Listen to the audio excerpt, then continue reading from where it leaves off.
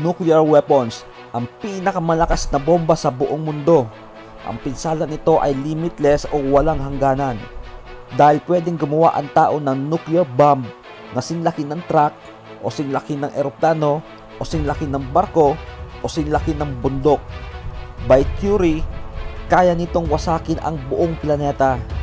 Kaya naman ang mga makapangyarihang bansa ay nag-armas ng nuclear weapons. Isa nga rito ang US na sa may pinakamalaking ekonomiya sa buong mundo at pangalawa sa may pinakamaraming nuclear weapons. Ang Amerika ay may mahigit 5,000 nuclear bombs na hinati sa dalawang klase, ang tactical bomb at strategic bomb. Ang tactical nuclear bombs ay maliit kumpara sa strategic nuclear bombs na malaki. May tatlong paraan ng US para tumama ang nuclear bombs sa kalaban. Una, ang land-based missile mula sa silos. Ikalawa, ang sea-based missile mula sa submarines. At ang pangatlo, ang airdrop bombs sa pamamagitan ng paggamit ng stealth bomber. Ang tawag dito sa tatlo ay nuclear triad.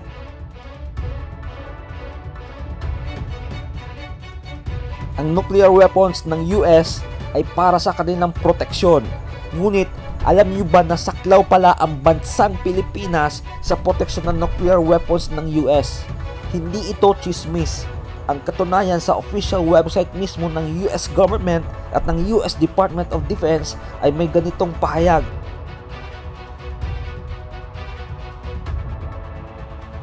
Ayon kay Trachtenberg, sa kabuuan ng lugar ng Indo-Pasipiko, ang US ay masinsinang nakikipag-ugnayan sa kanilang mga kaalyado at kapartners na nakakaramdam ng banta mula sa lumalalang pakikipag-away ng China. Sa mahigit na 10 taon, mas maraming matibay na mga pakikipag-usap ang nagaganap sa kanila kaunay sa pangako ng US kasama ang pagpapalawak ng nuclear umbrella. Ang nuclear umbrella ay parang isang imaginary na umbrella o payong ng US na anumang bansa na nasa ilalim ng nuclear umbrella ay protektado ng nuclear weapons ng US. Ang US ay may polisiyang mutually assured destruction o tiyak na tiyak ang kapisalaan sa kalaban. Kapag ang US at kaalyado nito ay bombahin ng nuclear bombs, ang mga bansang nasa ilalim ng nuclear umbrella ng US ay ang mga kaalyado nitong bansa na may bilang na 30 countries. Pero ang NATO countries, South Korea at Japan lang ang direktang sinabi ng US na nasa nuclear umbrella. Sa ibang kaalyado tulad ng Taiwan ay may polisiya silang ambiguity o kalabuan.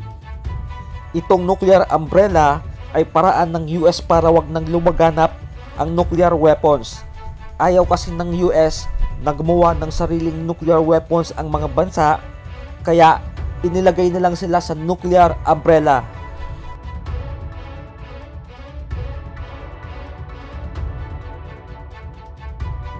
Ang nuclear umbrella ng US sa Pilipinas ay hindi alam ng mga Pilipino. Kahit yata ang Pangulo ng Pilipinas, mga opisyal ng gobyerno at maging ng Philippine media. Dahil kung alam nila ito, ay dapat bukang bibig nila ito.